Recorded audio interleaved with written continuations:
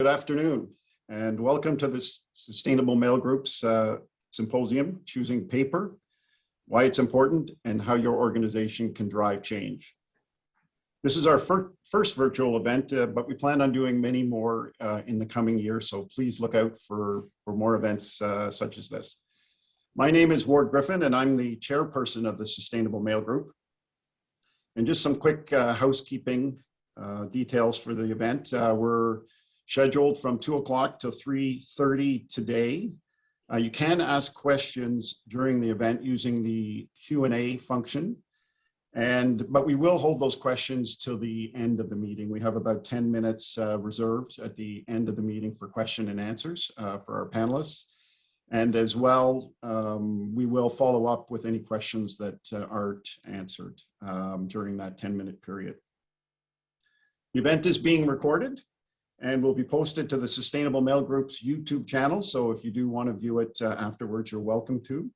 And a questionnaire will be sent out post-event to all participants for people to provide feedback. And we welcome all feedback. That's how we improve events such as this. So please provide feedback, and we appreciate it. So now I'd like to tell you about the Sustainable Mail Group and also the format of today's symposium.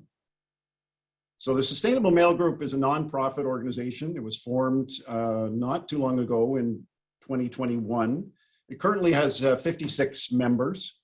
Membership is free at this point, and hopefully if you aren't a member and you're participating today, you do enjoy the information provided and will want to become a member. That would be very welcome from all of us.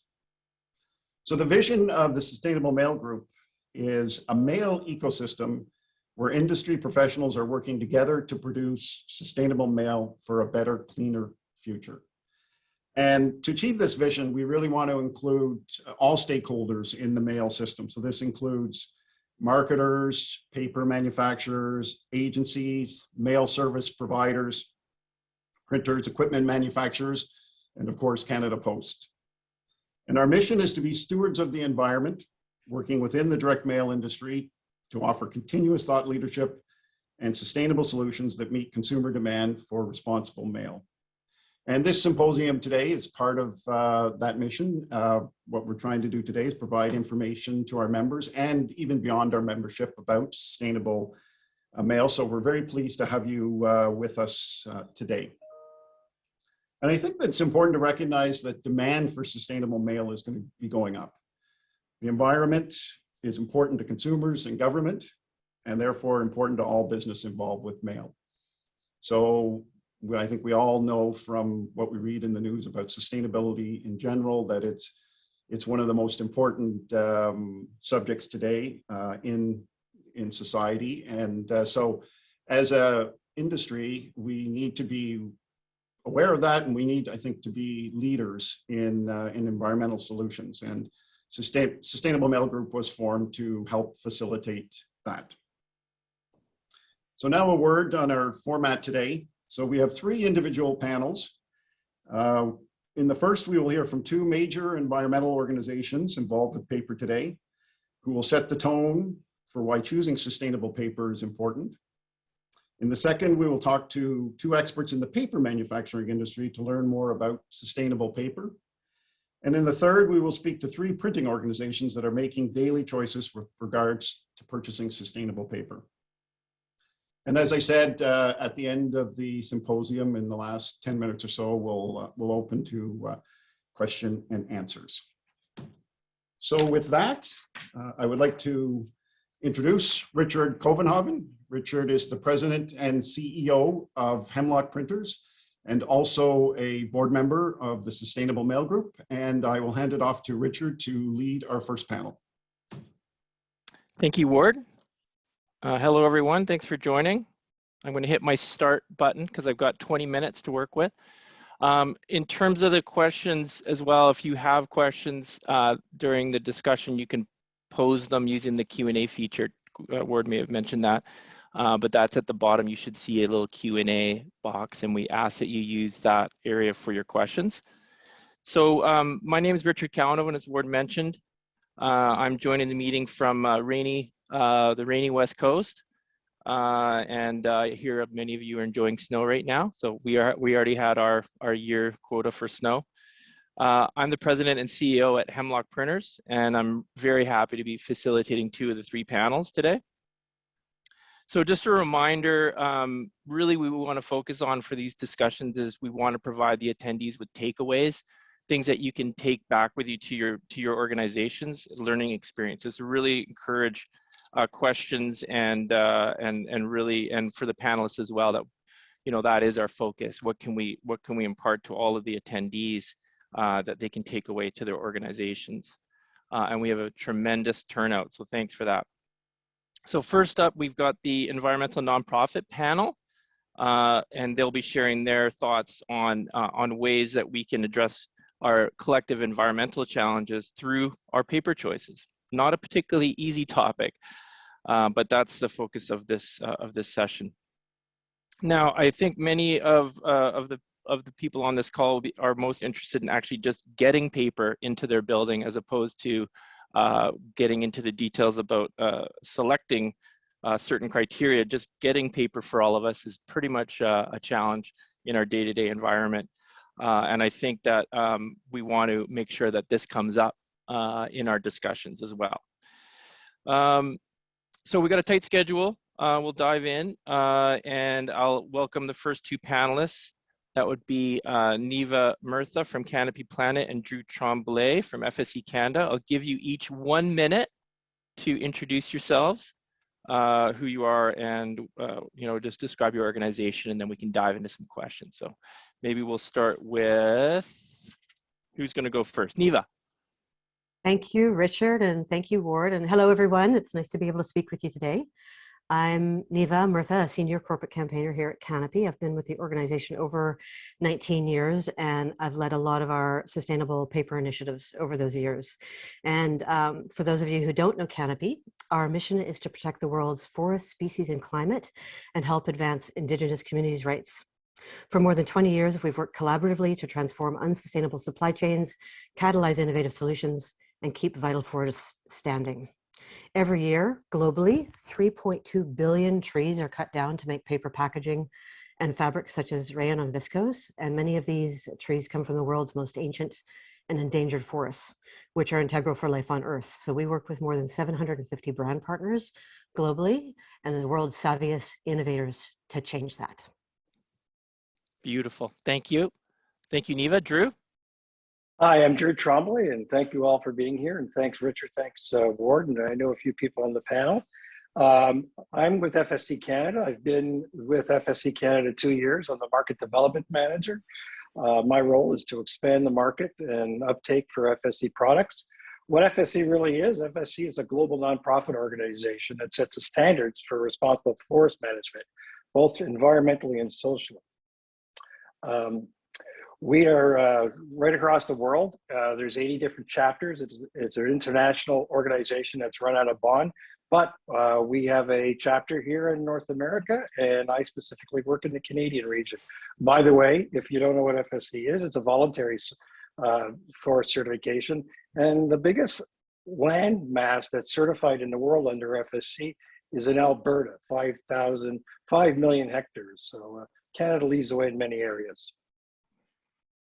Thank you, Drew. So we'll kick off the questions. For starters, many of us have experienced the effects of climate change, in recent years. I know anyone in the West certainly has in the past year. So first question, how can the paper we choose make a difference in helping address climate change? So we'll start with Drew, if you have any responses. Thanks, Richard. Well, at FSC, we take a holistic approach, really responsible land management, protecting biodiversity, and supporting the sustainability of local communities and Indigenous engagement. And by choosing FSC paper, you're getting something that, from our standards, it minimizes the waste and damages that are caused by harvesting, increasing the size of protected areas. That's one of the things we want to do. And also, and it's the retention of old trees and forests to make them better than they were before. Thank you, Drew. Neva? Great, thank you. So the UN Environment says that forests represent 30% of the climate solution, and that includes keeping existing forests standing, because keeping existing carbon-rich forest standing is one of the fastest and cheapest and most effective ways to stabilize the climate. Therefore, the paper choices we make, which minimize pressure on forests, maximize recycled content, and keep existing paper in the system as a more circular solution, while also supporting the scale up of newer low footprint feedstock like agricultural waste left over after food production, and pulping technologies that are more efficient are key to supporting climate change mitigation, along with FSC certified sustainable forest management. So just on the next gen fiber front, which are the agricultural residues, there are millions of tons of fibers available annually around the world, and even in Canada. And leading life cycle studies looking at the use of those show that using them for paper and packaging can result in 50 to 70% less energy use and up to 90% less water than conventional wood pulp. So it's one easy way to make an immediate impact. Thank you. Thank you. And I think from both, you guys will be sharing some resources with the attendees in terms of that kind of information on certification, as well as the environmental benefits of ag fiber. So a related question to on the climate change side, do you either of you see a connection between climate change, the current climate change crisis, and our current supply chain issues that we are experiencing? Is there a linkage that we can draw between these two things? And maybe Neva, we'll start with you, and then Drew. Yeah, sure. Thank you. So we're completely aware that COVID is really impacting recycled paper supply and the supply chain in general for paper. And hopefully that is a short-term supply issue. And at the same time, we don't want to let short-term issues impact investment in longer-term solutions. The IPCC estimates that approximately 1/3 of human-caused CO2 emissions are from historic land use changes, and that includes forestry impacts and therefore the carbon loss at time of logging. So there's a history of poor forest management practices, which leads to carbon emissions, which then leads to climate change and extreme weather and increased forest fires and floods and landslides, which all create a negative feedback loop and impact supply chains. And of course, reliable supply chains require a stable climate. They're all interconnected. So by protecting the few remaining ancient and endangered forests that exist in Canada and globally, and managing the rest at an ecologically sustainable level, like FSC can help with, we can contribute to a consistent level of supply while maximizing the role that forests play in mitigating and adapting to climate change. Okay, thank you, Neva. So stable supply chains need stable climate. Yes. You know, basically. Yeah. Drew. Yeah, climate change does affect is a major factor in the supply chain, but it's so much in the forest that we've seen that there's many instances of whether Nevin talked about fire and floods out west. Getting the fiber out of the wood out of the forest is a very important thing. The one thing we've seen is that, you know, we've seen that forest fires, what it does, it goes across the land and decimates the land, but at the same time we see more frequency in them, and that's because of climate change. And what's that doing is it's burning the forest floor. And a lot of people don't know this, but half of the carbon is probably in the peat or the soil, and that's being taken away, and it doesn't have time to regenerate itself over time because there's less time between forest fires. What FSC tries to do is, you know, we try to protect a high carbon value forest, and that's important to us. And we're looking at different ways of putting more value on carbon to mitigate this sort of climate change thing that's going on. Is the supply chain affected by all this? It is. And we've seen the last year or so, price of paper has gone up, the price of recycled material. By the way, the price of lumber is going to go up again this year. So if anybody tried to build a house in the last year, you know that, or a deck. So yeah, it does affect supply chains. Thanks, Drew. Okay, on to the next question. What are important criteria to consider when choosing a paper with environmental attributes? And we'll start with FSC, with Drew. Thanks, Richard. I think this is very important that you look for the quote unquote the check tree logo. That's what the FSC logo is called, the check tree. We have resources at on our website, which you can link to later to talk about that. But what you can be assured that when you see the FSC logo, it comes. The product comes from a responsible source. In a way, the FSC certification helps forests remain forests, but at the same time, you can trace back all the way to the forest of origin, that where it comes from, and that that you can rest assured. It's like an insurance policy. You're doing the right thing, because our choices every day affect the way we live and affect the climate. So Thank buy you. FSC paper, look for the check tree, use the check tree. Yeah. Use the check tree. Yep. And there are also other branding opportunities with FSC. Well, yeah, you can talk to us and we can work with you on different things. That's part of my role. Part of my thing is educating too. And so I'd be more than welcome to talk to printers or anybody who wants to know more about it. That's what I do. Perfect. Thanks, Drew. I want to throw you a few curveballs here and there. Yeah, I know, Richard, but. Yeah. All right, Neva? Yeah, thank you. And building upon what Drew said, so all paper manufacturing has a footprint, and scientists now recognize carbon neutrality claims as a flawed and misleading concept. Because the minute you log carbon-rich forests, like the boreal, which is the world's largest terrestrial carbon sink, carbon is immediately released and can never be recouped in a meaningful time frame given the climate crisis we're in. And that speaks to what Drew was talking about with impacts in the forest based on climate change. So fiber choices are really, really important. And the first one is to keep existing fiber in the system by choosing circular solutions and maximizing the use of recycled fibers, especially those produced with lower footprint energy sources. And there are mills that do that.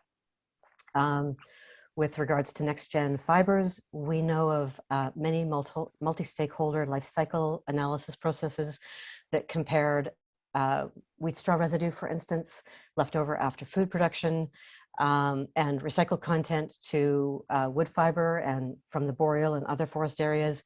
And they all show that the wheat straw and the recycled have a massively reduced footprint as compared to wood fiber.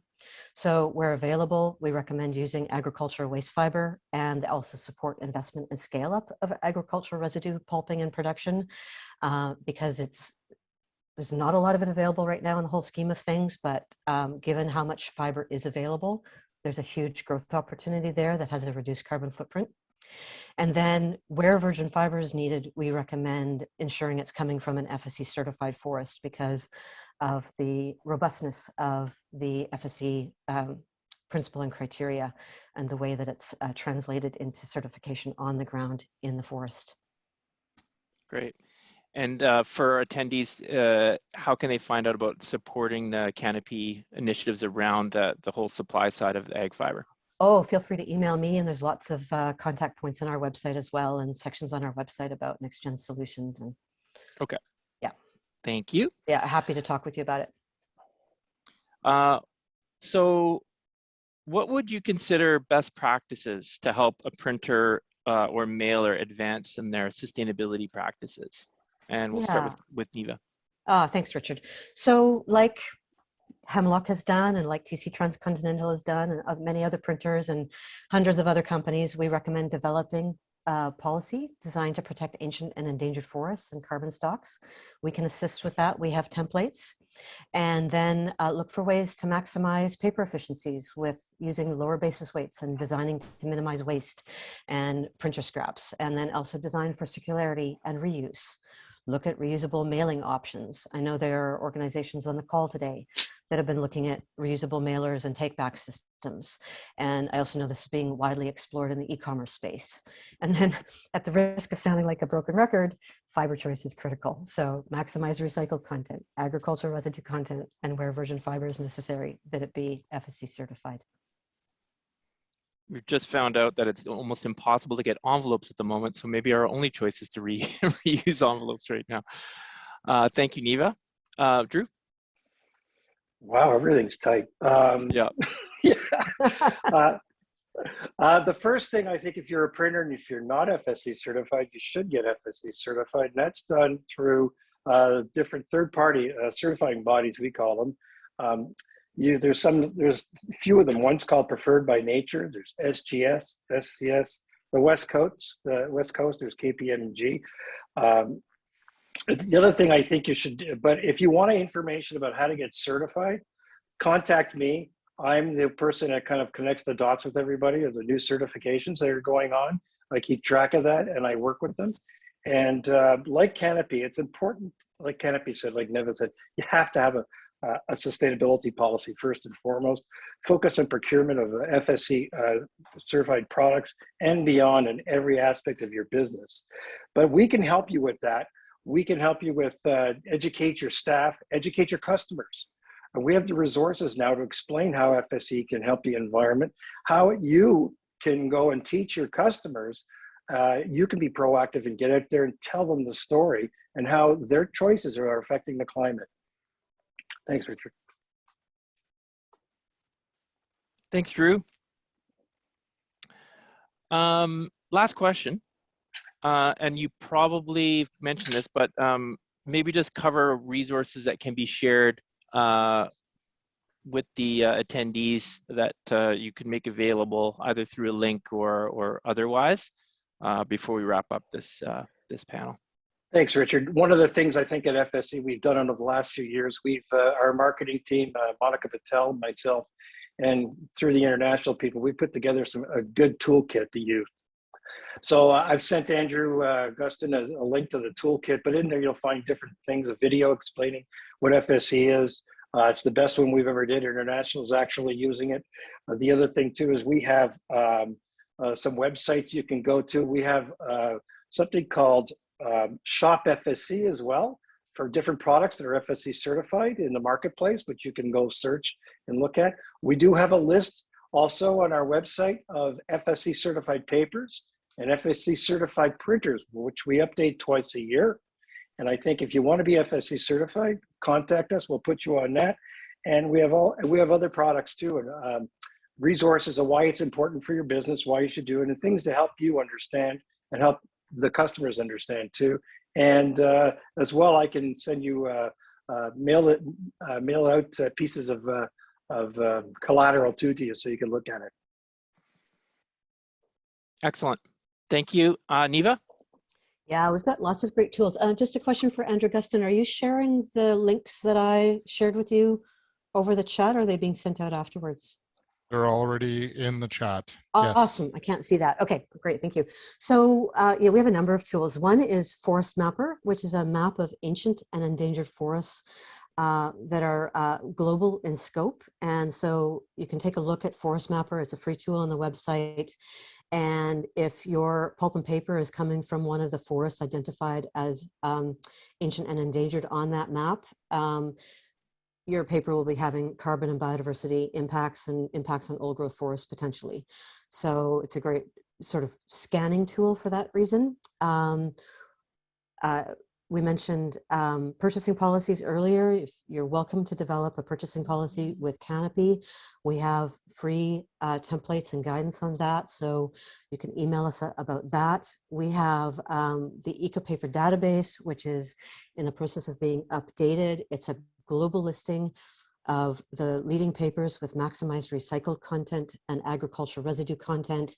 And you'll be able to sort it by paper type and region and FSC certification and agricultural residue content and all kinds of great options. So there's a lot of things listed in there. And then we've also got the paper calculator from the Environmental Paper Network. And the paper calculator is a web-based tool that uses cutting-edge, robust LCA methodology combined with robust data sets to allow you to compare the benefits of using recycled content in your paper and packaging compared to wood fiber to show a bunch of the benefits that I've been speaking about.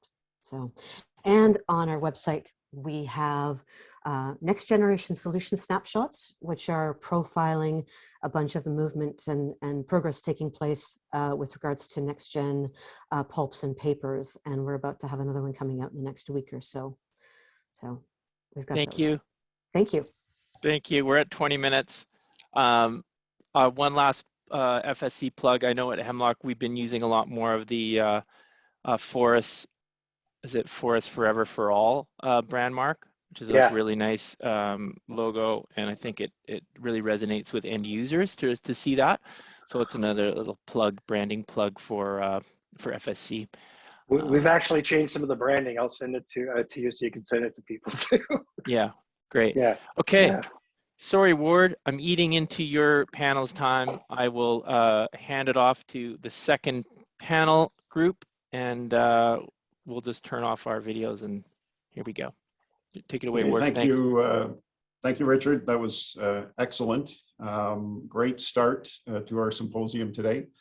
And it came up a few times during the first panel, but if you look at your chat area, which you can access by clicking, you'll see it at the bottom of the screen. You can click on it and access the chat. There are references that the panel members are providing, so that you can access those as well. So I have the pleasure of talking about to people that are experts on the manufacture of paper and recycled paper. And the one thing I was going to mention is I did myself a talk many years ago on what we do here at Low-Martin with the environment. And while researching it, I found out that the history of recycled papers goes back over 100 years. So as an industry, I think we can say, you know, the paper manufacturing industry has been, I think, providing great solutions to the mail industry and the overall printing industry for many, many years, and something as an industry that we should not forget, that we have been doing some things right. Here today, we're to talk about trying to do even better. And so I'm very proud to have two experts on the manufacture of paper with me on the panel today. Firstly, I'll do the introductions. I've offered to do that for the two ladies joining us today. Firstly is Paige Goff, who is the Vice President of Sustainability for Domtar. And Paige, in this role, is responsible for communicating Domtar's key sustainability and business initiatives to all internal and external stakeholders. Additionally, she develops and leads all partnerships with environmental, non-governmental organizations and oversees sustainability communications for Domtar. So when I get to the questions, I'll let Paige expand on that if she would like. And secondly, we have Dr. Laura Thompson. Laura's with 4 Minute Consulting, and she offers a range of services as an independent sustainability consultant. She routinely advises corporate clients on sustainability policy, responsible procurement, something that came up as an idea to talk to our panel members about. So you could certainly talk to Laura about that. And strategy issues such as goal setting and development of implementation plans. She recently led the development of the recycled material standard as a contractor for Green Blue, and also serves as a technical expert for the Sustainable Packaging Coalition and the Recycling Partnership. And prior to establishing 4 Minutes, Laura served as the Director of Sustainability for SAPI, a multinational paper manufacturing company. So a lot of experience to share with you today from Paige and Laura, and from all aspects of the paper industry. So thank you very much for joining us today. And so I think I'll start with Paige first, and it's a very broad question that I would start with, and so we have some time for you to expand on your answer here.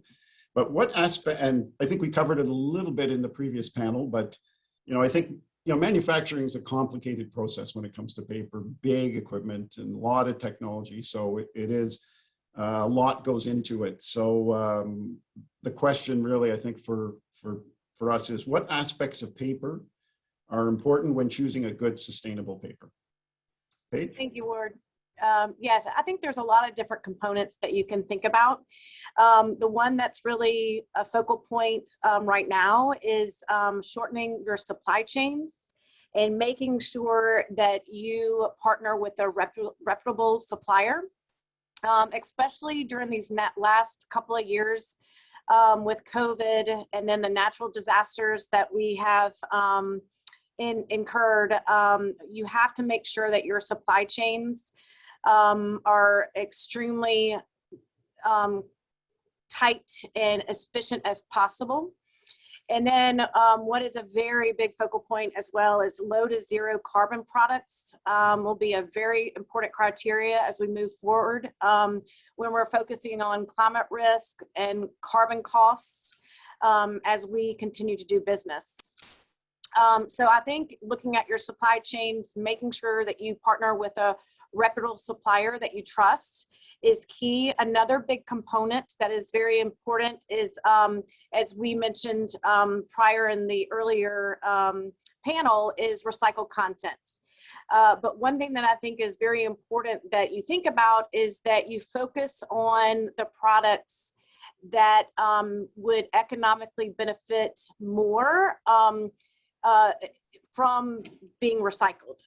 So for example, if you look at tissue or box board, they usually do not require or demand high brightness or cleanliness.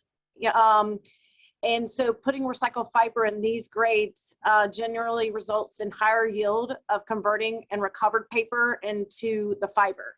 So ultimately what you get is you get more economic return, and you're able to put back more into the recycled content. And then another component outside of the supply chain, and then obviously your supplier and recycled content, is what you alluded to, Ward, earlier, is your manufacturing practices that you have at your mill, at the mill. Everybody is focusing on carbon neutrality, chemicals, water, and trying to figure out how to maximize and make more impact on the mill level on those particular components, because a lot of the low-hanging fruit has already been taken, and you have to make sure that you kind of raise that bar, and how can we get that carbon neutrality within our mill practices. And then another component that people forget about is when a lot of people focus on, well, I want this type of paper, whether it's recyclability, recycled paper, or whether it's FSC certified. But if you're going across the country to get that paper, it may not be as responsible as you may think. So proximity of where the paper is, I think, is very important when you're thinking about how to purchase your paper, and making sure that the paper is responsibly sourced. It does have a third-party certification, such as ISO or FSC certified. I think that's very critical. And then last and not least is recyclability of the paper. Paper, I think we all know, is extremely recyclable, one of the highest recyclable products on the planet. For example, 66% was recycled in 2020. But one thing to remember is that you can only recycle paper 5 to 7 times before the fiber gets too short and weak, and it can't be recycled again. So having that balance between recycled paper, is important. Recycled content, I guess I should say, and then making sure that you source from a reputable third-party certification like FSC is also just as good. Okay, thank you very much, Paige. Appreciate that. That was very informative. And over to Dr. Thompson, the same question. What aspects of paper are important when choosing a good, sustainable paper? Yeah, no, Paige really covered a lot of territory there, and I'm going to some of her comments and maybe go a little deeper on some of what she said. And I also want to go back to some of what the opening comments were. There's no doubt that FSC is an incredible program and has done a lot of good about creating awareness around the importance of sustainable forestry, the importance of chain of custody to make credible claims in supply chains.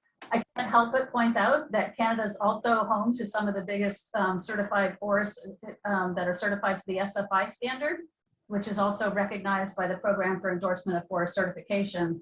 So most paper mills in North America are actually certified to all 3 chain of custody programs.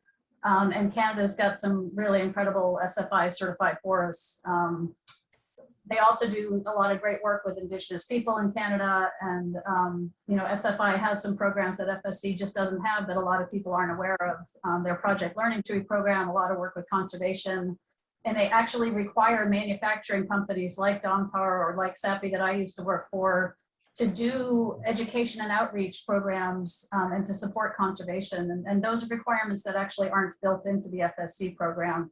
So I just wanted to point out that FSC is great, but there are other certification programs out there as well. And by having options in your procurement policies, it gives you a little bit more leverage with your supply chain. So typically when I advise clients around procurement of responsible fiber, I suggest if you want to state a preference, that's certainly your choice, but that you should be open to more than just one standard. So just a note on the fiber. Paige pointed out a really important topic around the notion of trade-offs when you are recycling materials for different uses. And she gave an example that I've used many times, that if you think about what we call box board, or if you think about the kind of recycled paperboard that's used in something like a cereal box or a cracker box, those paper materials can take household recycled mixed paper, what you throw in your blue bin, and process them back into things like these cereal boxes. And they can achieve a yield on that paper that can be well over 90%. So I've heard manufacturers say they can get 95, 97% yield. Essentially everything that's in that paper, even if it's filler, the ink, they don't have to remove it, that they can actually incorporate essentially all of the paper into a new product. If you contrast that with trying to recycle paper and get it to the quality needed for many printing and writing grades, you're going to have a much lower yield. And depending on the process, they're de-inking, they might be, you know, bleaching or washing to get it back to a shade of white. And you can see yields that are more like 60 to 65%.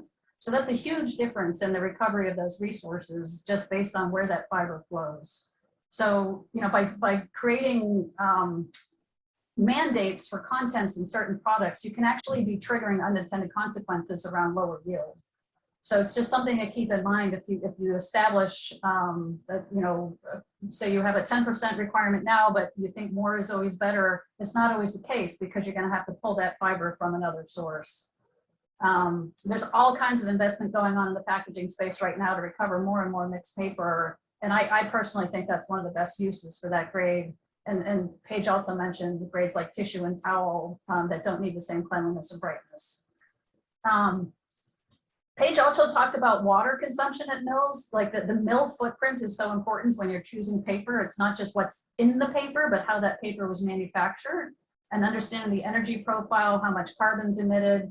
And she mentioned water. And you know, paper mills are always built on rivers for a reason, because they consume huge amounts of water, and they're generally well sourced. The water's treated before it comes in, it's treated when it goes out.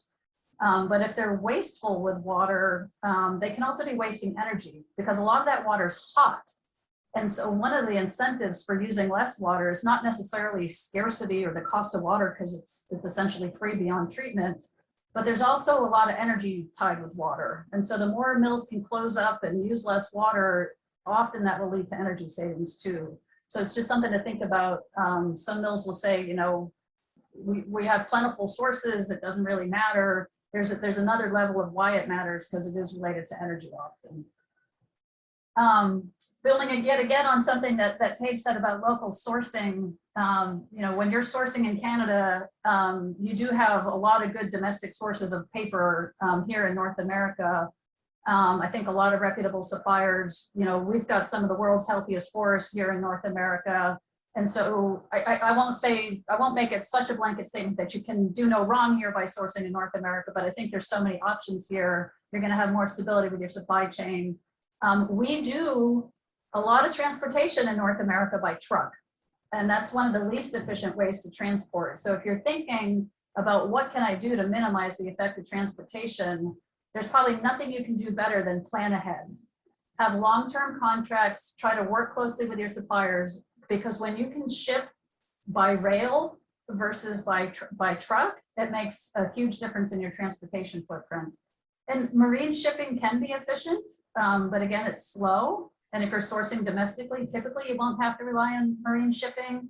But when you're spot buying, and I know right now these are desperate times and there's probably crazy things going on, but as things settle down and you're thinking longer term, planning ahead and working with your printer to give them lead times that are sufficient and not be changing specs on them at the last minute, that kind of stuff can be disruptive and create behaviors that aren't necessarily helpful when it comes to efficiency.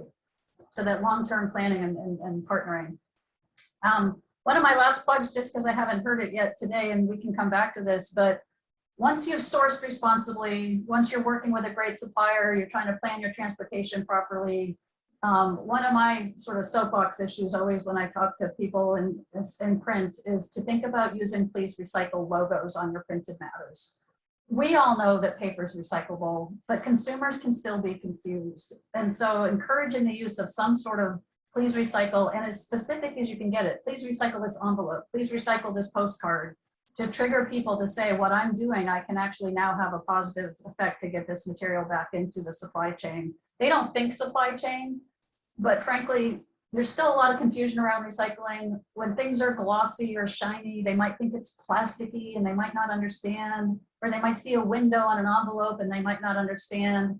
So I just strongly encourage for people that are working with print in any form to try to use these please recycle labels to encourage that last consumer behavior. So I'll stop there. Okay, thank you, Dr. Thompson. Just not to throw you a curveball on that, but Richard did it to his panel, so I'll try it as well. It's interesting what you were commenting on your last comment about the please recycled logo is, and that, you know, we need to be able to communicate that to marketers, people that are using direct mail. And it occurs to me that some of what you're talking about with recycled content, as well as how the mill is producing and transportation, there's a lot of aspects of that. Do you have any comments on how we communicate this to marketers? What's the best way to kind of bring it to, you know, a format that can be communicated where it's not too complicated? Yeah, I don't know if you want me to take that one first or Paige. Yeah, if you know, I'll pass it to Paige after you. Okay, sure. Well, you know, people love logos and certification logos, and you know, I think you said in my introduction, I've been working on another standard. FSC has logos, you know, and that kind of an eco label will typically convey that something responsible has been done. And I think FSC is one of the most recognized eco labels out there.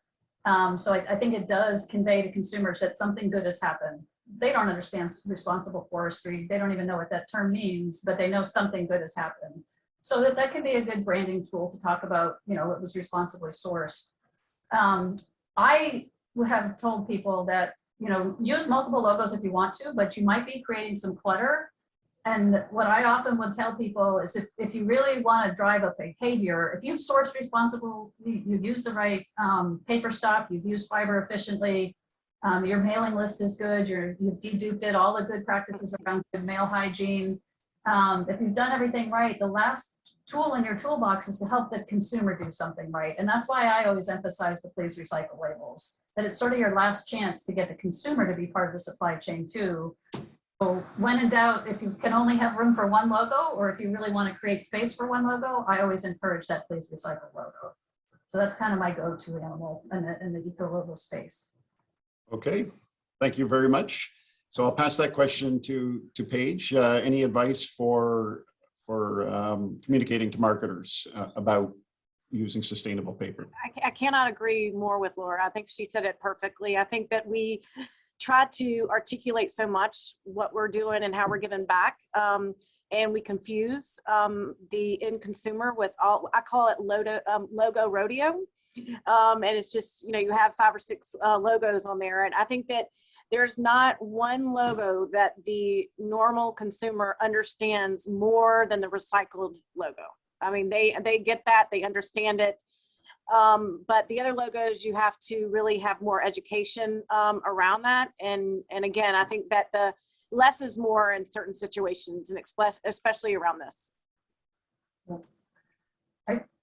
I'll just build on that a little bit more. Go around, you know, the importance of chain of custody shouldn't be underestimated. And a lot of times these chain of custody standards like FSC and others, part of the reason that chain of custody is so important because it protects the integrity of the brand making the claim. And that brand doesn't necessarily need to convey that to consumers, but if they're going to convey it to stockholders, other stakeholders like environmental NGOs, that's why having a policy, setting goals, and reporting against those goals is so important. And there's nothing that makes those that reporting more credible than having this chain of custody type of standard in place. So I don't want to underestimate the importance of those standards, but it doesn't always necessarily have to end up in a label on a product. Right. If you choose to, go for it, but you know, Other marketing collateral or, yeah. Exactly. So your B2B conversation, or to, you know, in your sustainability report, your storytelling on your website, there's places you can celebrate that beyond the logo on an envelope. Yep. Which is not to say you shouldn't use logos, but if, again, I go back to, if you're only going to use one, encourage recycling. Okay, I knew when I was going to moderate this panel that probably the best thing was for just me to get out of the way and let Laura and Paige discuss environmentally sustainable paper, and it certainly seems that way. So that was great. Feel free to talk with each other. Next question is about the availability of different types of recycled paper and sustainable paper. Maybe just comment on where it stands today. I know in some of your earlier remarks, you did mention, you know, the difficulty of recycling for finer papers versus things like corrugate, but what is the state of where we are today? I think this plays into the overall availability of paper in general as well. What is the state of availability of sustainable paper of all different types? And I'll start with Paige on this. Okay, thank you, Ward. I would say that there is availability of a sustainably grown wood. But right now what we're looking at, and Neva and Drew mentioned it in the previous panel, is due to the past 2 years and everything that we've gone through with COVID, is there's been a reduction in demand that led to downsizing or temporary closure of paper mills and production lines across North America. And then we see an uptick in 2021, and we've continued to have supply chain restraints. And this has, for the past, the last 2 years has put paper on a catch-up mode. So we're trying to catch up from, what we've been going through. But with that being said, one thing that I do want to make sure that Laura or I would have probably outlined this, but when you're looking at FSC certified paper, a lot of folks don't understand why you can't just get an unlimited amount. And so in Canada, there's large parcels of land that are owned by the government that's been FSC certified. And that makes it a lot more easier to become certified because you're dealing with, thousands of acres or hundreds of acres. But when in the Northeast, where we buy the majority of our wood, in the Northeast US, you have small landowners and they own about 150 acres or less.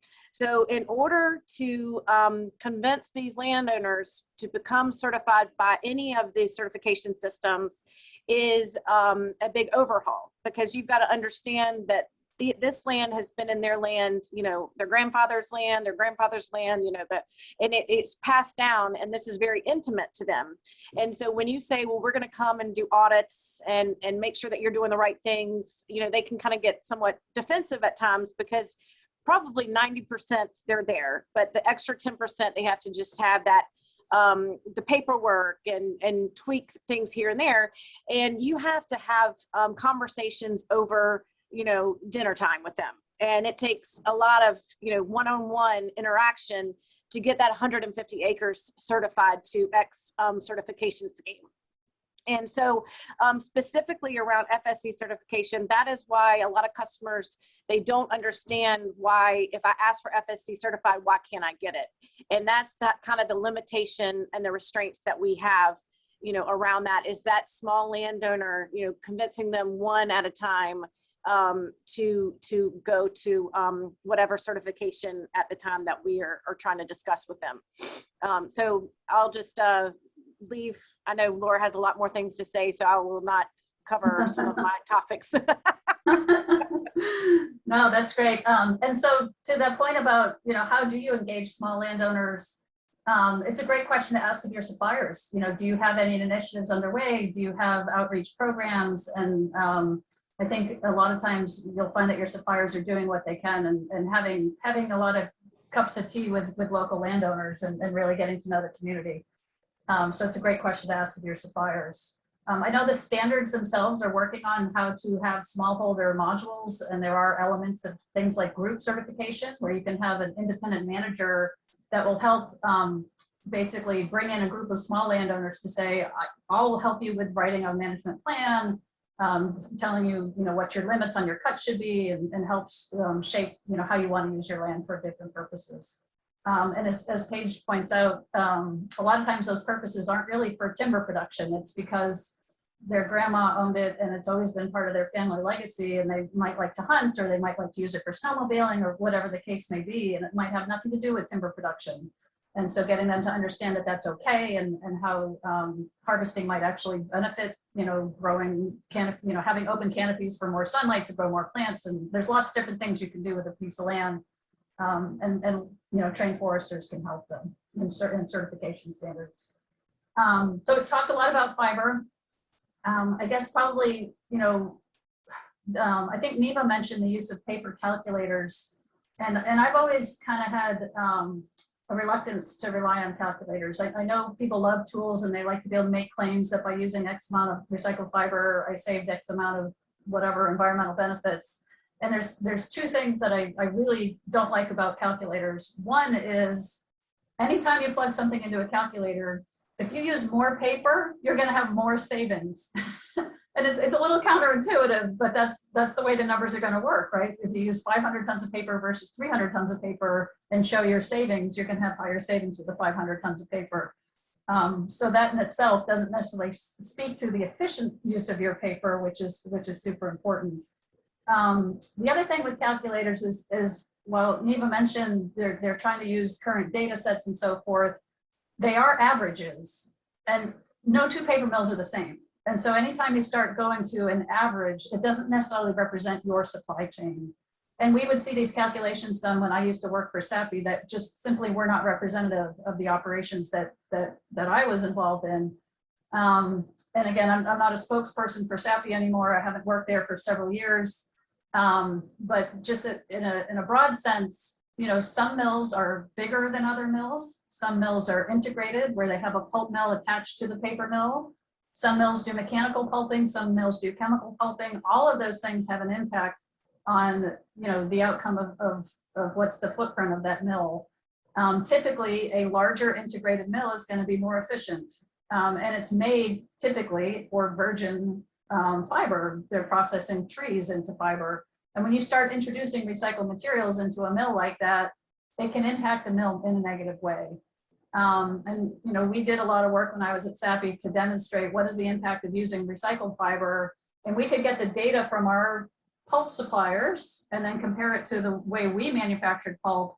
And we were able to demonstrate that actually the carbon footprint went up when you added recycled fiber to those very large, efficient integrated mills. And that's super counterintuitive to people.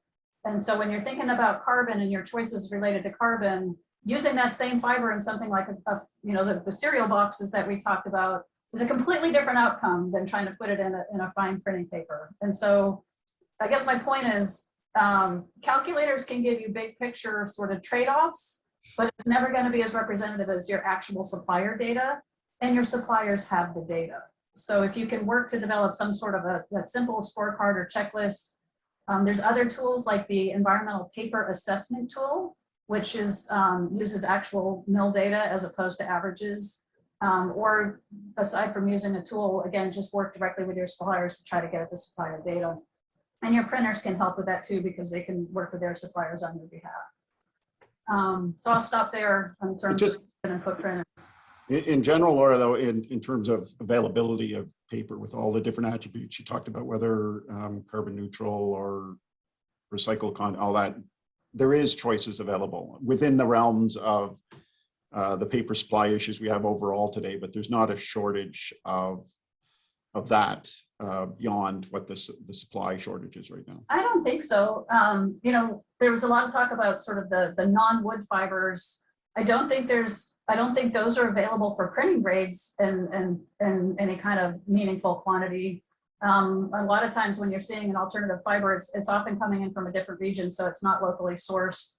I do know there's been some progress here in North America, and I think where I've seen more of the non-wood fiber going is to shorter term uses or different uses where they don't necessarily have to be bleached, but things like molded fiber for things like serviceware, your salad bowl at your grocery store, that kind of thing, where you're seeing these molded fiber substitutes that are definitely, I think, a better alternative than using something that's plastic. And you're seeing some of these like straw and other fiber types going into these molded pulp products. But you know, when you're making printing papers and you're bleaching them and you're treating them to get rid of lignin, you know, that brings you all kinds of properties around, you know, the uniformity in print and getting away from print model, and you know, that perfect surface that makes beautiful prints is hard to do with other fibers. And there's a whole chemical recycling challenge there with non-wood fibers. They have high levels of silica, so it makes chemical recovery systems difficult, which is why oftentimes they didn't even have chemical recovery systems. So there were tiny little mills in Asia that all got shut down because they didn't treat their chemical systems. They were polluting rivers. And this is all public. You can look at some of the archival stuff around non-wood fibers in China were actually kind of a bad deal for a long time. I know things are changing. That's not necessarily the case today, but it's gone through these cycles of how do we use non-wood fibers. And Sappi used to have a bagasse mill in South Africa. They still do. So, you know, where you have access to certain materials, then I agree you should use them. But it's not as always, it's as simple as people would like it to be that, hey, we have all this fiber, when you've got infrastructure and major capital investments and using trees, which are super efficient and can give you the archival print properties that you want, where it doesn't yellow, it prints beautifully, et cetera. Okay. I think I'm almost running over time. I'm not sure, Paige, if there's 30 seconds or less, if there's anything you want to wrap up with. No, I think this was, I think Covered we ping-ponged pretty well, Laura, as we always have. Okay, so I want to thank Paige and Laura. Thank you very much. That was very interesting. I appreciate it. Appreciate your time today. And with that, I'll pass over to Richard. Thank you, Ward. Thank you, Laura and Paige. So it was good. There was a good first two parts. We have some definitely different perspectives being expressed there. I started making lots of notes. I learned a lot. There was to get into the technical side and sort of the practical side on the paper manufacturing, extremely interesting and useful. I do, you know, I think that as we head into this next panel, we're talking to the printers, the providers that are engaging directly with customers and trying to distill all of these different perspectives and different information into something that is can be kind of easily communicated, as Ward indicated, is no easy task because it's always a continually evolving situation. I think the one takeaway, at least from the first two for myself, is that, you know, I think, you know, the consistency between these first two panels is that understanding one's supply chain is absolutely vital. And it's not an easy task to actually understand the fiber sources, to understand the environmental impacts, making sure that the material you're using is appropriate for its end use. So I think it's on all of us as printers and providers to really engage on that and to understand where our material is coming from. And I think there is something there too, that there isn't really one way to do this. We all, as people within the industry, can work with our suppliers, work with our customers in a way that engages them on these more fairly complex topics. So it's great to dive into the third panel. It will be our last panel before we have some time for Q&A. And we have 3 print and mail providers, which will be providing some insights. So on the panel, we have Amanda Tor from Hemlock. I'm very distracted by Neva's like straw face as I keep looking up, but it's a really good screen grab there. So Amanda Tor from Hemlock, Chelsea Geishan from Royal Printers, and Charles David Matthew Poulin from Transcontinental. Thank you for joining. I will give each of you a minute to introduce yourself and your organization. Andrew, you have your hand up? No? Okay. So we'll start with Amanda. Go ahead. Yes, hi everyone. I'm Amanda. I'm the Sustainability Manager at Hemlock Printers. For those of you who don't know, we are one of the largest commercial printing companies in Canada and the Pacific Northwest, aligned with our sister companies, Hemlock Hurling in mailing and distribution, and Prism Tech in wide format and display. I oversee our environmental portfolio consisting of both operational and client-facing initiatives to reduce our carbon footprint. And we've also defined our social purpose, our stance on the environment and the sustainability circumstance right now. Our social purpose is to create connections, build community, and inspire actions to safeguard the health of the world's forests. So that's a little bit about me and Hemlock Printers. Thanks, Amanda. Chelsea? Oh, can't hear you. No. Oh, it's still showing as muted.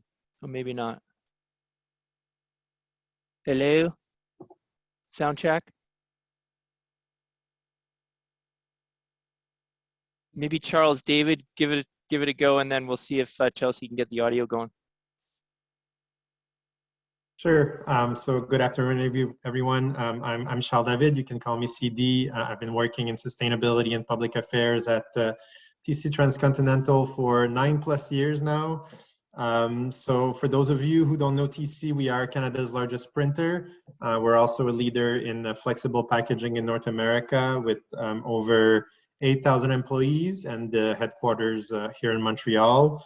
On the print side, we have 13 facilities from Halifax all the way to Vancouver. We mostly do newspapers, flyers, magazines, books, as well as in-store marketing and pre-media. So we have over 3,000 employees in our printing sector in Canada. Happy to be here and thanks for having me. Thanks, CD. Chelsea? Hi, everyone. Can you hear me now? Yes. There's something happening with my earphones, so sorry about that. No worries. My name is Chelsea Geishan, and I'm the Director of Operations at Royal Printers. We are definitely a smaller print shop located in British Columbia, but we've been around for 90 years now. I'm actually part of the 4th generation of the company, and we have also recently developed our social purpose along with Hemlock Printers, and through the Social Purpose Institute. And so I thought I'd share that today, which is Royal Printers' purpose is to reduce deforestation by transitioning British Columbia to tree-free printing. So back in 2015, we decided to make the commitment to use paper made from the agricultural waste fiber of sugarcane for our production at Royal Printers. But this is now also expanded to creating and distributing our own brand of copy paper as well. We call it Sugar Sheet through our sister company, Social Print Paper. So if you hear me mention Sugar Sheet over the next few minutes, then that is what I'm referring to. Great, thank you. Thanks for the intros. So we'll start, we've got some questions here. So kick it off. Based on your experience, what is the interest level among print buyers towards environmental papers? We'll start with CD. Sure. And I mean, as I mentioned, TC, the scale of TC is very large. So that means that the scale of our customers is also very large. So we deal with the biggest retailers, big publishers, governments, big newspapers all across the country. And really for these people, we're not even talking about demand, we're talking about a license to operate. So for us, having and being able to offer chain of custody third-party certification is a necessity, and has been going on for the past 10+ years. It all started, let's say, in 2007, and Neva is here, but with work we did with Canopy in our first paper purchasing policy. It was updated in 2012. And we've pretty much been growing our use of certified paper since then, using the strength of numbers that we have to influence positively, I guess, the supply chain and the big paper suppliers.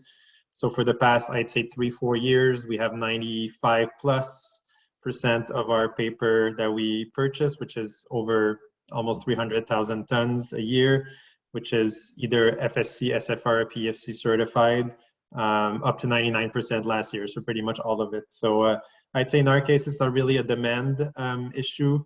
It's pretty much just the way we've been operating for the past 10 years. Great, thank you. Chelsea, a comment on interest level from your customers? Yeah, so we definitely have smaller customers than Charles, and so in our experience, the frequency of the smaller clients, their interest in environmentally friendly paper seems to have increased only minimally, I'd say. That being said, once customers are aware of their options, if the price jump isn't too significant, they'll often choose the more sustainable options. So in order for interest levels to rise, I think it's imperative we educate our employees and customers and find ways to bridge the price gap between virgin and low recycled content paper and highly recycled content paper or agricultural fiber paper. Great, thank you. Yeah, it speaks to making it easy for clients to make that choice as opposed to them having to do a lot of work to kind of learn about these options. Amanda?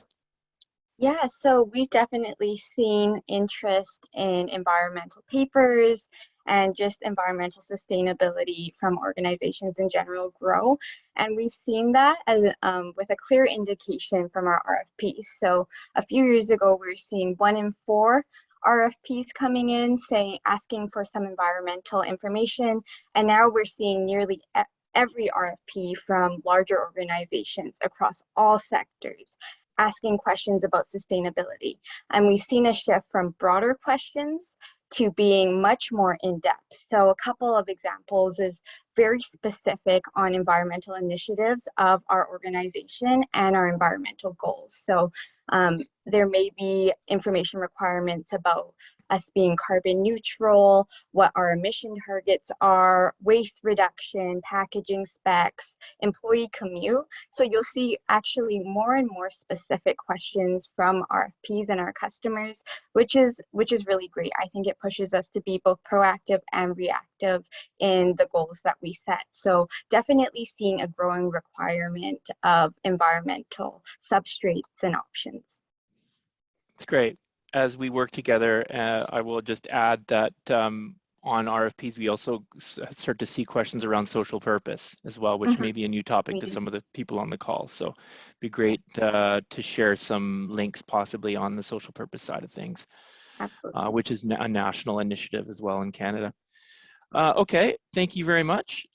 So on that, sort of continuing on that topic, how much is price a factor?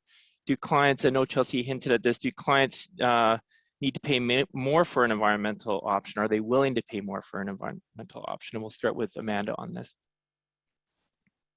Yes, I would say in many cases, pricing is still a factor for clients. Depending on the environmental option, there can be added costs.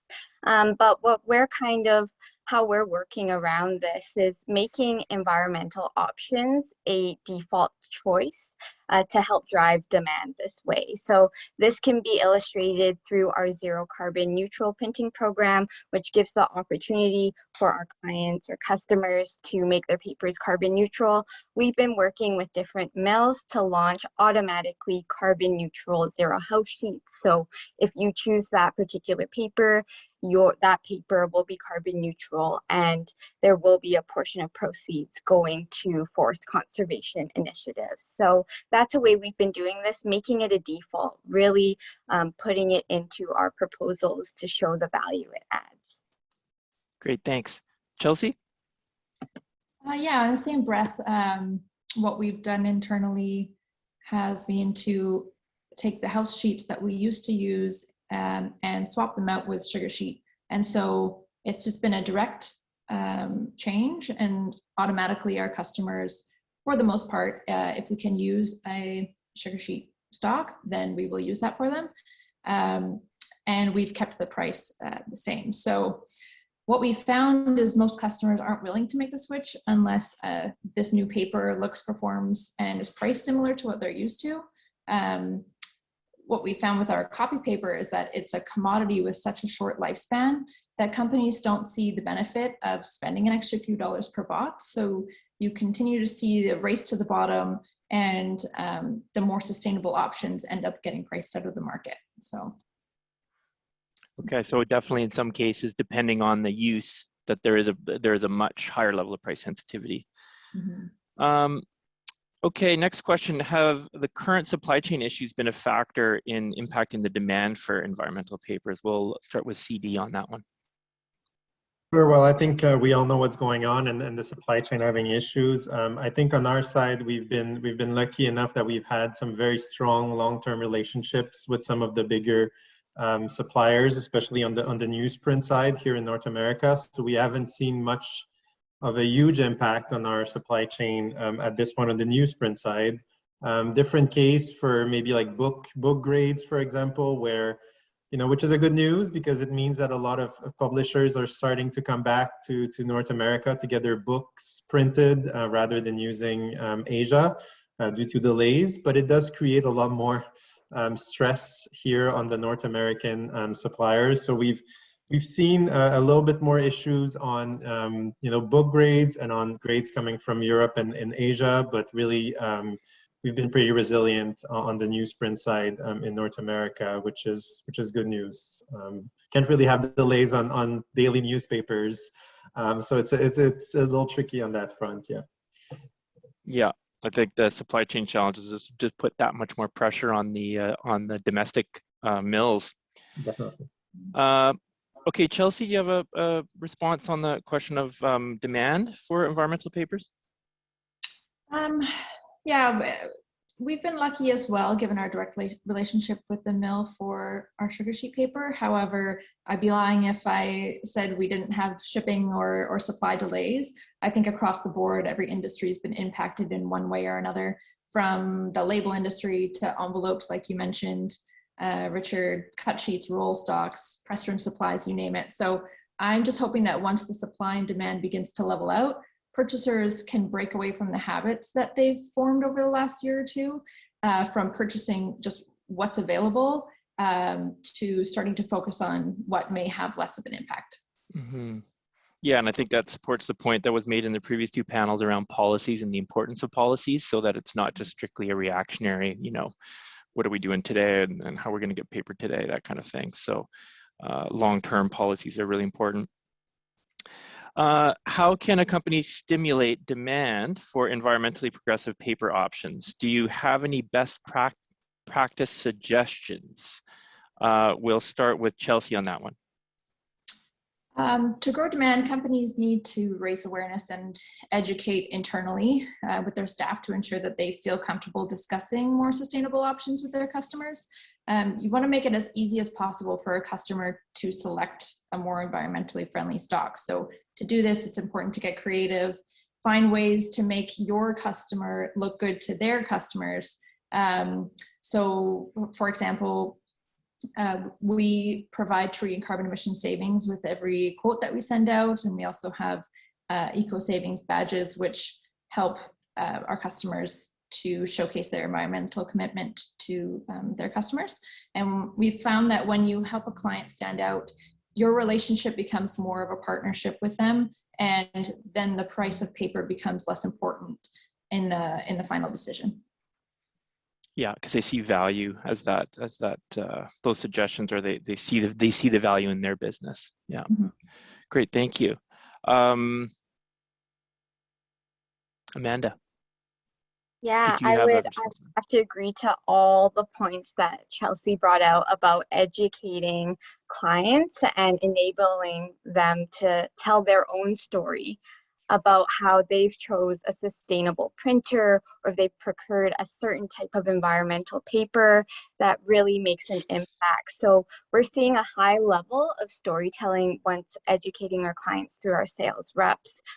Once they understand the impact they're making from the papers they're selecting, they actually share Hemlock's story and our partnership.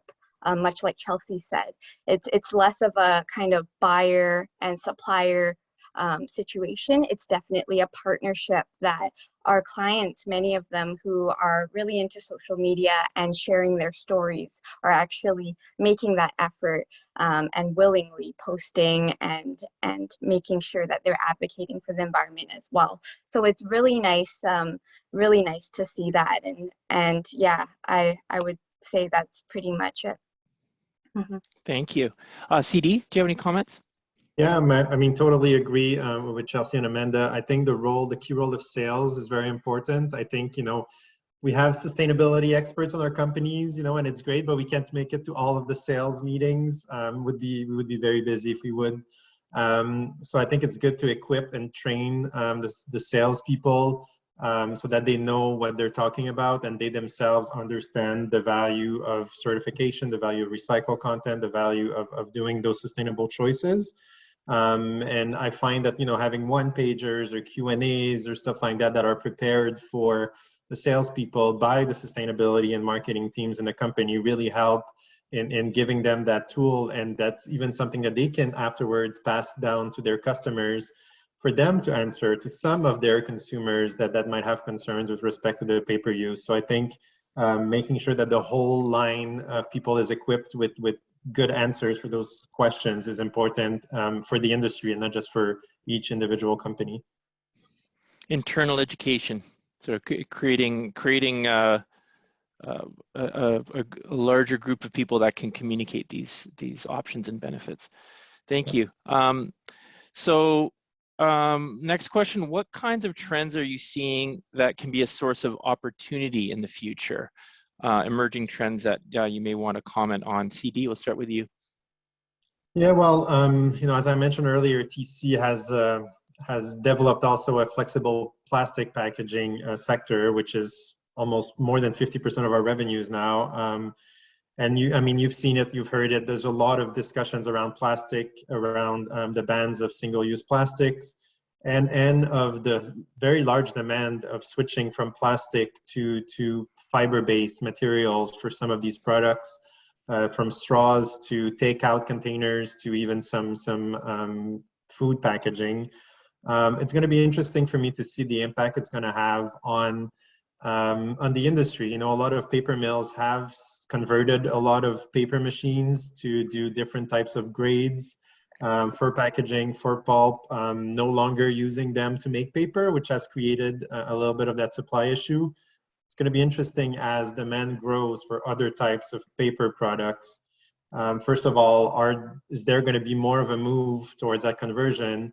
But second of all, and I know Canopy is doing great work in that, are we going to make sure that the same pressure that exists for us on the paper side for FSC certified for sustainable forestry is also going to be kept for those new products that really never have been made out of fiber? So that's really something that we look at, we keep in mind, and very interested to see how this switch is going to happen in the next few years.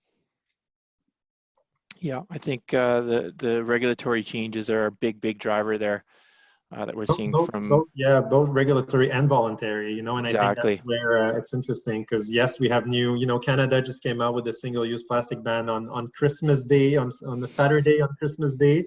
But there's also so many companies that have signed, the Ellen MacArthur Foundation targets and stuff like that to try to move away from problematic plastics. So it's going to be a big mix of regulatory and voluntary, which is an interesting mix.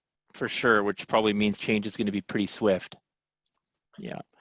Okay. On the trends front, Chelsea, then Amanda, any comments? Yeah, I think that Charles had a lot of great points there. In the label industry, I know that we're seeing a lot of mandates coming from government as well in terms of the beverage side and having only paper labels on the outsides of beverage containers. That just came into effect at the end of 2021. And then I may be biased, but I certainly believe we'll start to see some more agricultural fiber paper and packaging hit the market. Like Neva mentioned, there's a huge supply of agricultural fiber available. So hopefully this can help to minimize some of the pressures on the forest. Excellent, thank you. Amanda? Yeah, in addition to, of course, the regulations we've been seeing, I would say that there is a growing trend to sustainable partnerships across businesses and sectors, governments, and nonprofits. So this includes, Hemlock working very closely with many valued nonprofits, including Canopy. We've had an ongoing relationship with them for over 15 years to discuss how to work on solutions like agricultural fibers that Chelsea and Neva have mentioned, and prioritizing recycled content. So tapping into information that we wouldn't have had access to had we not had this partnership with Canopy. We see this as well with FSC. We worked with them since 2004. And again, they are able as a certification company to make sure that our paper supply is sustainable. They have a high conservation plan that is effective to protect species at risk, and ecological and cultural services as well. So again, really tapping into different lenses on sustainability, tools and resources that we as printers can use moving forward. So that's what I'm seeing is a trend towards more collaborative, sustainable partnerships. And industry collaboration, which is what we're doing right now as well. Absolutely, yeah. Okay, so I'm getting a hint that we need to wrap it up. So this will be the last question, minute max. Like, just keep it brief. But do you have any closing comments to share before we move into the Q&A portion? And we'll start with Chelsea. Just like you mentioned a second ago, I'd like to see some more collaboration in the printing community, as we're doing today. I think the print industry has always been very competitive, and everyone plays their cards very close to their chest. So in order for change to occur, I think loud enough noise has to be made, and no one company, no one printing company can do that on their own. Hear, hear. Thank you. CD? Yeah, I totally agree. I think, across the industry, but also across the supply chain, right? And I think forums like today, and we've had some in the past where you have paper mills and NGOs and governments potentially too, and industry, and everybody here talking about some issues that are systemic, which is a very used word, at least here in Quebec recently, but issues that are bigger than any of us alone. So collaboration across the supply chain, making sure the information is shared, making sure the brand owners and the consumer are also aware of the advantages. As we talked about, great conversation earlier, by the way, on the labeling and the space and the different types of labels. I really like that one. So yeah, just making sure that we keep having those forums, even if they're virtual, hopefully not for long. Yeah, make sure that we all talk to each other. Thank you, CD. Amanda? Yeah, I have to echo those sentiments, and as well just taking note that, I think we all feel as a group today that, as stakeholders in the supply chain, we all can affect change, and we are all very responsible for taking climate action. So I'm really looking forward to see what comes of this, the conversations that we have across the industry and across many different sectors and the sustainability community. So that would be my closing comment. Thank you, Amanda. And thank you, Charles, David, CD, and Chelsea. Great discussion. And that's concluding panel number 3. Handing it back to Mr. Ward Griffin. Okay, thank you very much, Richard. And thank you to Chelsea, Charles, David, and Amanda for your insights today. I'll get right to the questions as we have about 5 minutes left. One question was on carbon offsets. Is there opinion on carbon offsets? And I think I'll go to Laura for the first comment on this. Sure. Carbon offsets can be easily criticized, I guess is the way I'll open that, but they can also be done in a very credible way. There's no doubt and very little subjectivity around doing something like capping a landfill and showing the methane reductions, and it's easy to measure and monitor that the reduction has actually happened. It's trickier when it comes to forests. Have you really changed the outcome of a forest by protecting it? But I think it's important for standards to continue to work on this to provide more value for keeping forests. And so the notion of these environmental commodities derived from natural resources, I think, is a really important space. And I've often referred to, forestry offsets as sort of charismatic carbon. because everybody loves forests and wants to keep forests, but they are a little bit harder to measure and to assure that's going to be a long-term meaningful reduction in carbon.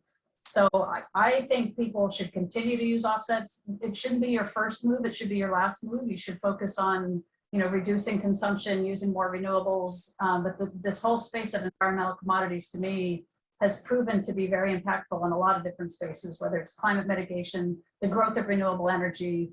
And at Green Blue, we just introduced a new environmental commodity for recycled plastics. So I'm a big believer in this commodity space. It's not perfect. There's always mistakes with innovation, but I think we've got to keep working it and trying it. Okay, maybe I think Neva wanted to comment as well. Yeah, I actually agree with a lot of what Laura just said about offsets, because it is tricky with forestry. And if you just do business as usual with paper sourcing and then assume that you can offset it with a tree planting scheme or something, there's no guarantee that those replanted trees are actually going to capture the carbon that was used in the original project. So what Canopy recommends is actually investing in programs that protect carbon-rich ancient and endangered forests, like what's happening with the Great Bear Rainforest offsets, which is actually providing financial benefit to Indigenous communities to keep the old growth carbon-rich forest standing. And there are other projects globally that are doing similar things. So focus on lower footprint fiber choices through the whole supply chain, and then offset that with forest conservation, protection of carbon stocks that exist now is what we would recommend. And maybe just from the manufacturer as well. I'm not sure, Paige or even Drew, if you want to comment, is that type of product being sold, carbon neutral paper from manufacturers? Either Drew, do you want to comment? Now, I'm going to comment on the FSC side of things. It's funny because this morning I was on a call with the international people about developing ecosystem services, that one of the things we can do is bringing extra value to a forest beyond just cutting trees down and bringing that extra value for protection. One of the things is carbon, and that's being studied at an international level. So we're formulating a plan right now in North America to bring that forward. As far as carbon offset paper, I haven't been in the paper business for a few years, but I don't think there's one that claims it, because everything you do actually has a carbon offset. Just even breathing does, but I'm not sure about that. But I know from FSC's point of view, we're working on ecosystem services that brings more value, and eventually having, I guess, carbon offsets as part of that. And we're working with an organization that's going to do that. So, and like Neva said, it's very complicated, and you want to make sure it's credibility behind it. And there's always that key word in additionality to the forest, whether the trees are going to stay there long term. So it's complicated. Somebody once told me from BC, forestry is not rocket science. It's much more complicated. So Okay. Yeah. So. Okay, on that note, I think we got 30 seconds for one answer maybe, and this would go to maybe one of the printers. Other than price, and maybe even comment on price, have you seen any other objections from the consumer markets in regards to the use of sustainable paper?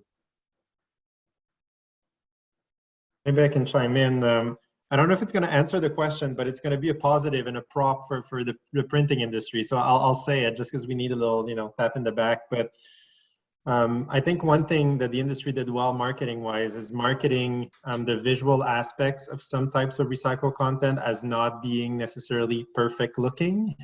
Like sometimes seeing different fibers, different colors in papers, especially for books and 100% recycled paper, is seen as a company making the sustainable choice. Laura and I, we work on the packaging side, where this whole process has not happened yet with plastic, because people expect recycled plastic to look exactly the same as virgin plastic. So I think that's one thing in paper that we did really well. And so to answer the question, I think price is a big issue, availability is a big issue. But other than that, I think people have enjoyed, promoting their use and even been in agreement of maybe having a little less, brightness and whiteness and quality. because it shows that they made the sustainable choice. So really definitely something that I bring on my other hat in the packaging plastic industry. I try to use the example of paper as something good we've done in the past 10 to 15 years. Okay, I'm going to have to leave it at that. We have a number of other questions, and as I said, we'll follow up with those questions and send out the answers. But we're just a minute over my time, so I want to be respectful of that. First, let me thank all of the panelists for participating. It was a jam-packed 90 minutes of information, and so I think exceeded my expectations in terms of what we talked about. And I certainly learned something from participating and listening. And so I thank you very much for sharing your knowledge with us today, all of the panelists. And also a nice thank you to Richard for organizing the two panels. Wonderful job. Appreciate that. And so quickly, just reminder that you can view this on our YouTube channel. And secondly, please respond to our questionnaire that is sent out after this symposium. We appreciate your feedback. And finally, I send out an invitation to anyone who wants to join the Sustainable Mail Group. The more input and participation that we have from all different stakeholders in the mail industry, the better chance we have achieving of the vision, which I'll remind you is a mail ecosystem where industry professionals are working together to produce sustainable mail for a better, cleaner future. So we need as much participation and involvement from the industry as we can get to do a really good job of that. So I urge you to become a member of the Sustainable Mail Group. At present, it's free, so please be part of a sustainable future. And thank you very much for your time today, and look forward to more virtual events like this from the Sustainable Mail Group in the future. Have a great day.